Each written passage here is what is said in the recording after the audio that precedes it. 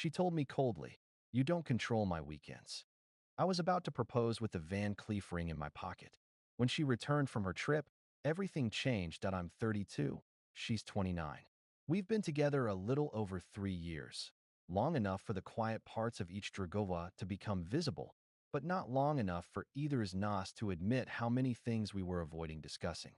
Her name is Lena, corporate PR specialist. Sharp, polished.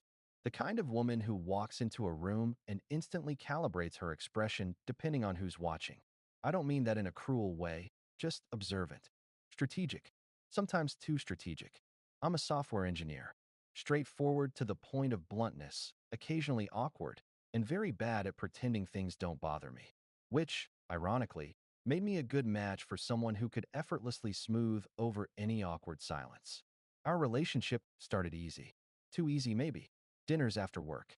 Weekend trips. Inside jokes. Her falling asleep with her head on my chest. Me pretending I didn't notice how she always kept one toe outside of commitment. Just enough space to run, if she decided she needed to. Over time, the red flags were there, though they were more like pink tones, soft, diluted, ignorable. She kept her location turned off for privacy. She deleted entire message threads to keep her phone organized. She made big decisions, flights, brunches, work events, without checking with me first. And every time I tried to talk about our future, she'd brush it off with a laugh. "We have time, babe. Why are you rushing?" That one always stung. Because I wasn't rushing. I was planning. There's a difference. But 3 months ago, something shifted. She started sending me photos of engagement rings for fun. She pointed out wedding venues on TikTok. She mentioned baby names once, in that dreamy, half-joking voice women use when they're testing how you'll react. I won't lie, those moments hit me deeper than they should have. So, 2 weeks before everything fell apart, I made a decision. I bought the Van Cleef ring she'd been staring at every time we walked past the boutique downtown. The exact one. Oval cut, platinum band. It was stupid expensive, but I didn't care. I'd saved. I'd planned. I wanted this future with her. I booked a reservation at La Vitrina, hardest restaurant to get into in the city. Private terrace, live pianist, the works. I imagined her face when she realized what was happening. But reality rarely cares about the scenes we script in our heads. The first warning sign. It was a Thursday night, 2 days before the proposal. I came home early. She wasn't back from work yet. Her suitcase, her small silver carry-on, was sitting in the hallway. My stomach dropped in that quiet, instinctive way your body reacts before your mind understands anything. She came in 5 minutes later, breezing past me like nothing was unusual. "Hey," she said, kissing my cheek absent-mindedly. "Long day. I'm starving." I glanced at the suitcase. "You going somewhere?" She barely looked at it. "Oh yeah? The girls are planning a weekend trip. I'm joining them." That was it. No prior mention, no conversation, no, "Hey, I know we usually do weekends together. Just a heads up." Just a casual announcement, as if she were telling me she was switching shampoo brands. "I thought we had planned Saturday," I said carefully. She didn't even pause while rummaging through the fridge. "We always have plans. It's not a big deal. You'll survive 2 days without me." Something tightened in my chest. But I tried to keep my voice steady. "I reserved somewhere special." "For what?" Her tone was light, but dismissive. Almost amused. "Dinner." "Then cancel." Shrug. No hesitation. "Babe, seriously. It's just a dinner. I haven't had a girls' trip in months." I knew she was lying. Last month, she went to Miami for a work conference. Except her photos were pools, clubs, and brunches with the same 3 girlfriends she was going with now. I didn't push. "Not yet." "What restaurant?" she asked, grabbing a yogurt and leaning on the counter. La Vitrina. Her spoon froze midair. Her eyebrow twitched, not surprise, but irritation. "That's bold of you," she muttered. "Booking something like that without consulting me." I stared at her. "Consulting you?" It was a surprise. She sighed loudly, the way people sigh when dealing with someone unreasonable. "Okay, look, you can't decide my weekend plans for me. We're not married. I'm allowed to do what I want." The words came out cold, precise, almost rehearsed. And something inside me cracked. Not loudly, just a faint, clean fracture. I didn't propose that night. I didn't mention the ring. I didn't tell her the dinner was supposed to be a milestone. I just nodded. And she left the next morning without even asking if I was okay. The weekend alone. I didn't text her. I didn't check her Instagram. I didn't call her friends. But I did something I've never done before. I let myself sit with the silence, with the disappointment, with the realization that I had been planning a future with someone who didn't even check if I had groceries in the fridge before disappearing for 4 days. By Sunday, I knew something was wrong. Not with her. With us. At 9:14 p.m. she called. Her voice was oddly sharp, like she was bracing for a fight. "Why are you being weird?" she demanded immediately. "You haven't texted me all weekend." "I was giving you space," I said simply. She scoffed. Actually scoffed. "Jesus, you're so dramatic sometimes." I could feel myself detaching. Not out of anger, something quieter. Then she added, "Anyway, I'm back. Can you pick me up?" I almost laughed. "No," I said calmly. "Maybe call a ride." She went silent for a long second. Then her tone dropped, cool, thin, and irritated. "Fine." She hung up. I didn't expect anything when she walked into our apartment.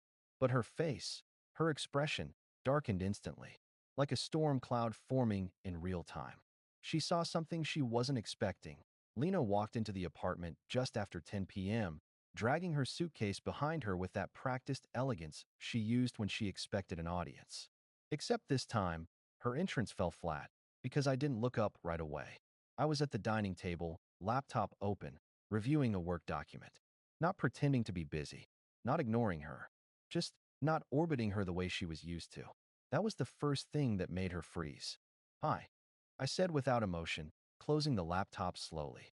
"How was the trip?" She stared at me like she was trying to read something between the lines. "It was fine." A short answer. Defensive. She never answered like that unless she felt judged. She scanned the room, eyes darting to the coffee table, specifically to the place where the reservation envelope for La Vitrina had been sitting 3 days earlier. I had moved it to a drawer. Her expression tightened. "Did you cancel the reservation?" she asked. "Yes." A flicker. Not guilt, irritation. Like she expected me to keep it on hold for her, just in case she changed her mind. She rolled her suitcase toward the bedroom. Halfway down the hall, she stopped. "Why didn't you pick me up?" The way she said it, sharp, accusatory, like a test I'd failed. "You didn't ask ahead of time," I said. "And you sounded like you didn't want to talk." Her jaw tensed. She turned around slowly. "So you're punishing me now?" "I'm not." And I wasn't. Punishment requires emotional investment. What I felt was closer to fatigue. She came closer, crossing her arms. "You didn't text all weekend." "Not once." "What is that?" "Respecting your plans." "Oh my God," she snapped. "Stop acting like I abandoned you. I went on a trip. A normal trip. People do that. I didn't say you abandoned me." But this, she gestured at me, my posture, my calm tone. "This attitude? What? Am I supposed to check in every hour? Get your approval before I breathe?" There it was. The familiar rewriting. The classic escalation from 0 to 100 to avoid the actual issue. I stayed quiet. And that made her angrier. "You booked a ridiculous restaurant without asking me. You treat every weekend like it belongs to you. You can't decide my life." I looked at her, really looked at her. The perfect hair, slightly frizzed from travel. The expensive luggage. The curated outfit. The manicured nails tapping against her thigh. She was anxious. And beneath the anxiety, fear. But not the fear of losing me. The fear of losing control. I didn't raise my voice. I didn't argue. Instead, I asked, "Did something happen on the trip?" Her shoulders jerked, very slightly, but enough. "What?" "No." "Why would you?" She stopped herself. Too fast. Too defensive. Then came the next blow. Unexpected, but telling. "I saw you turned off your location too," she said, narrowing her eyes. I blinked. "I didn't turn anything off. I've never used location sharing." She froze, and I watched the realization go through her face like a cold wind. She had just admitted she was checking something that wasn't mutual. I didn't smile, didn't comment, just let her stand in that silence. "Whatever," she muttered, turning away. "I'm taking a shower." She went into the bathroom. The door clicked shut, and through the white noise of the running water, I could hear her muffled voice. Angry, fast, whispering, not crying, ranting. Her tone wasn't grief. It was panic. Not, "I cheated" panic. Not yet. More like, "I don't like that the script is changing." Dinner for one. While she showered, I stepped out to take out the trash. It sounds mundane, but it mattered. In the hallway, outside the apartment, I could breathe. I could think. I replayed the last 3 years in my mind. Not the good moments. We had plenty of those. But the recurring patterns. Her weekends becoming increasingly solo. Her irritation anytime I made long-term plans. Her obsession with what other people thought of her. Her constant need to manage narratives, even in arguments. The way she never apologized, only pivoted. It painted a picture I hadn't wanted to see. When I returned, she was already in bed, scrolling through her phone aggressively. The light from the screen made the tension in her jaw more visible. "You're sleeping out here?" she asked flatly. "Yes." Because I needed space. And because I genuinely wasn't sure what I'd find if I lay next to her. She scoffed, but didn't fight. She turned away, back rigid. The message. I lay on the couch staring at the ceiling. Not angry. Not sad. Just thinking. And then, around midnight, her phone buzzed in the bedroom. Not a normal buzz. She'd set her notifications to silent for most apps. This was her favorites-only buzz. A minute later, she walked out of the bedroom wrapped in a blanket, pretending she needed water. She didn't look at me, but the nervous energy around her was unmistakable. She drank from a glass, hands trembling slightly. Then her phone buzzed again from her hand. She flinched. "Everything okay?" I asked. She nodded too fast. "Just Mia," she said. "She's asking about the trip." Mia wasn't even on her favorites list. I knew that because I helped her set the feature up. She froze again, realizing she'd slipped. "I'm tired," she said abruptly. "Good night." She disappeared into the bedroom and locked the door. She never locked the bedroom door. That was the moment I realized the weekend wasn't just a trip. It was something she didn't want me to know. Something she assumed she could manage, like every other narrative. But something had gone wrong, badly enough for her to slip. Update Wanda: she left early the next morning. No goodbye kiss. No have a good day. Not even a glance in my direction. Just the sound of her footsteps. The rustle of her coat, and the soft click of the door. And strangely, I didn't feel abandoned. I felt alert. Not paranoid. Not suspicious in the childish sense. Just aware. Something had shifted, and pretending otherwise would have been the real delusion. I made coffee, sat at the dining table, and stared at the wall for a few minutes. Then I opened my laptop. Not to snoop. Not to stalk. To think clearly. A rational person doesn't jump to conclusions. They gather context. The first piece of context was simple. Lena never checked our shared Google Calendar after coming back. Normally, she opened it every morning. She liked seeing the week mapped out. Today? Nothing. Second, she didn't text me at all. No passive-aggressive, "have a good day," or "we need to talk later." Just complete silence. That wasn't normal for her. Lena's entire personality was built on controlling narratives. Silence was not her weapon, it was her fear. Around noon, I got a message from someone unexpected. Her friend Natalie. "We aren't close, but we get along." She's the calm one of the group, the one who doesn't drink too much or overshare. So when her name popped up, my stomach tightened. Her message was short. "Hey, just checking on you. Are you and Lena okay?" I typed back. "Why?" She hesitated for almost 5 minutes before replying. "She's acting strange." She was strange the whole trip. "I don't know what she told you, but maybe talk to her." Talk to her about what? I didn't ask that. Can't ask without revealing ignorance. So I wrote something neutral. "Thanks. I'll reach out." She reacted with a thumbs up. A nervous one. I closed the chat window and sat back. Now I wasn't imagining things. Something happened on that trip, something noticeable enough for her friends to be worried. The third piece of context arrived in a different form. When I went to toss a bag into the bedroom laundry hamper, I noticed her weekend clothes weren't there. Nothing. No jeans, no shirt, no swimsuit, no small bag she always kept toiletries in. Instead, the hamper was filled with older clothes. She had swapped them, replaced them. That meant only one thing. She didn't want me to see what she wore on the trip, not even by accident. It was too deliberate.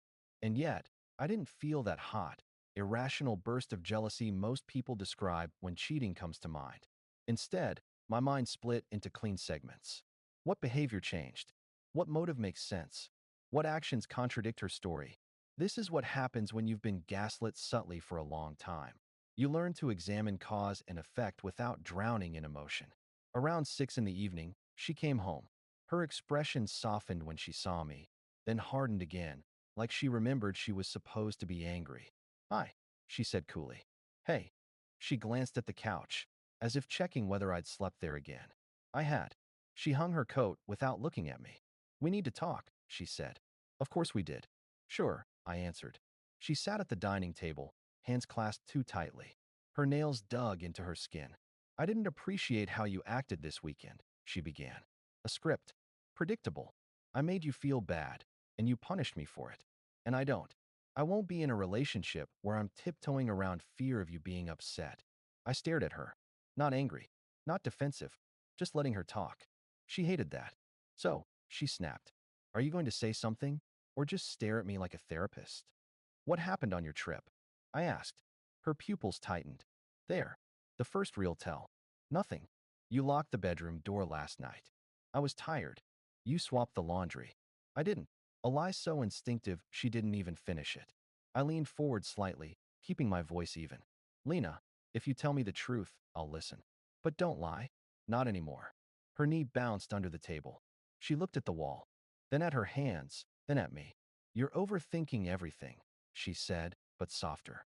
"I just needed space." From me. She hesitated. Too long. Then, from everything. A non-answer. Carefully shaped. But I wasn't interrogating. I wasn't accusing. I was observing. "Okay," I said. "Take space. I won't stop you." That startled her. Her eyes snapped up. "What do you mean? I'm not holding you hostage in this relationship. If you need time away, take it."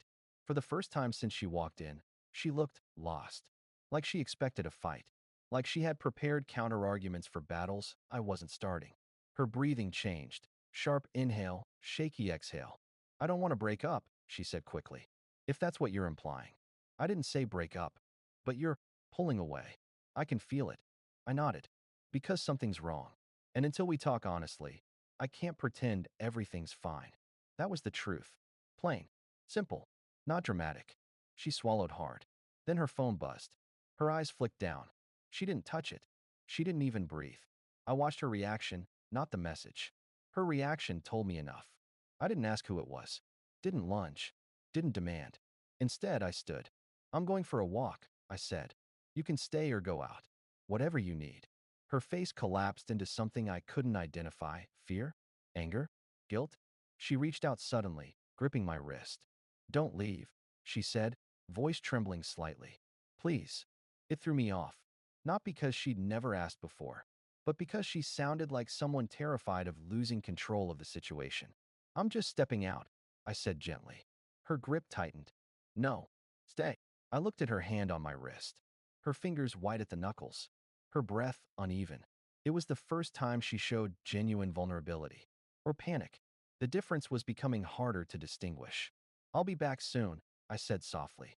She let go, slowly, reluctantly. But the look she gave me as I walked out was something I'd never seen on her face before. It wasn't love. It wasn't fear of abandonment. It was the look of someone who just realized the story they were writing is no longer under their control. And somewhere deep inside her eyes, beneath the polished surface, a truth flickered. She didn't know how much longer she could hide whatever happened that weekend. Final update that I didn't walk far that evening. Just around the block, down past the little bakery that closes at 6, across from the dimly lit storefronts where no one pays attention to anything except their reflection in the glass. I needed the cold air more than distance. When I came back, the apartment lights were off. For a moment, I thought she'd left. But when I pushed the door open, I heard it.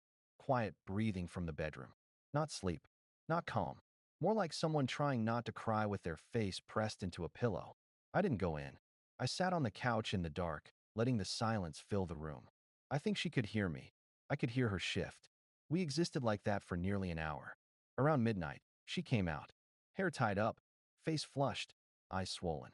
She sat across from me, hands shaking slightly. I didn't speak first. Finally, she whispered, "Can we talk?" I nodded. She looked down, pulling the blanket tighter around her. "I shouldn't have gone on that trip," she said quietly. "I knew that before I even left." I didn't interrupt. She took a breath, sharp, shaky. "And there's something I didn't tell you. Not because I wanted to hide it forever. I just didn't know how to say it." Her fingers twisted the edge of the blanket. "I didn't go just with the girls," she said. That sentence alone made the entire room still. It wasn't a confession. Not yet. But it opened the door to one. I kept my voice even. "Who did you go with?" She swallowed hard. A coworker. Daniel. I closed my eyes. Not because I was shocked. If anything, my mind had been drifting toward that possibility for days. But because hearing her say it made the situation suddenly real. She continued before I could speak. I didn't cheat. Not physically. Nothing happened. But he's been flirting with me for months. And I didn't shut it down the way I should have. A long silence. Why did you go? I asked. She gave a helpless little laugh.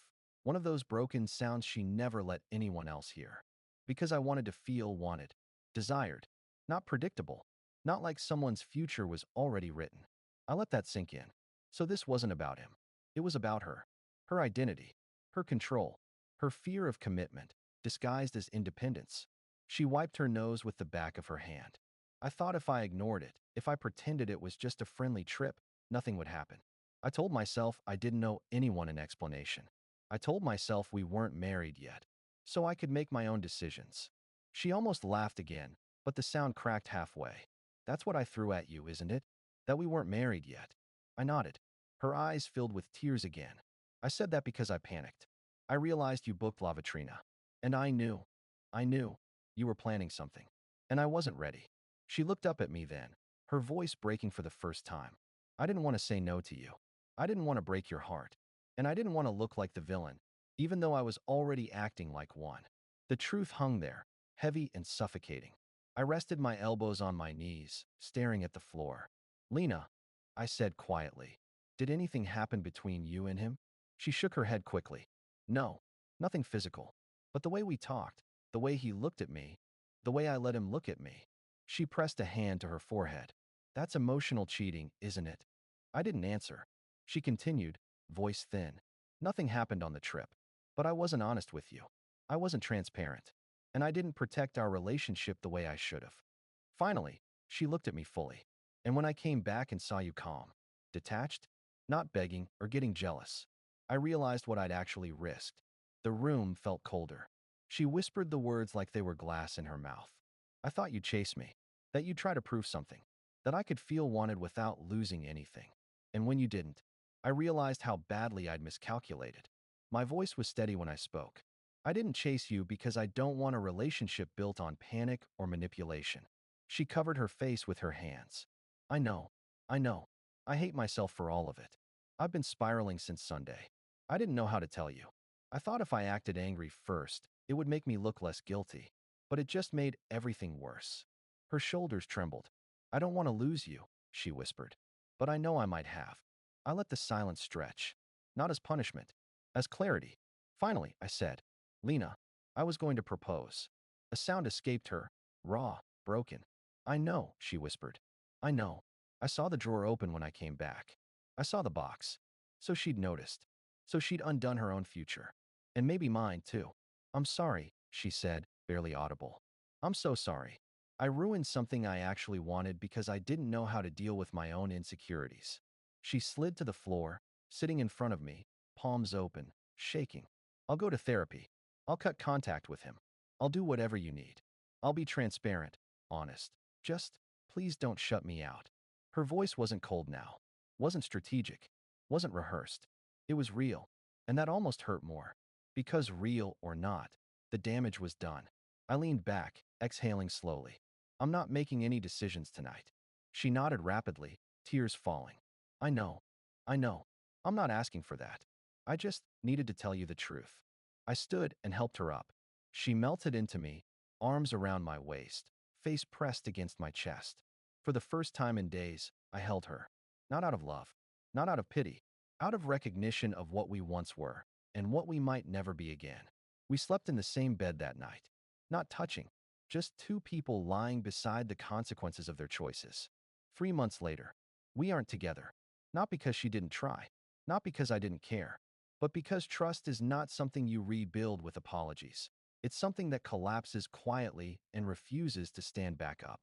She is in therapy now, actually trying. Her messages are less desperate, more reflective.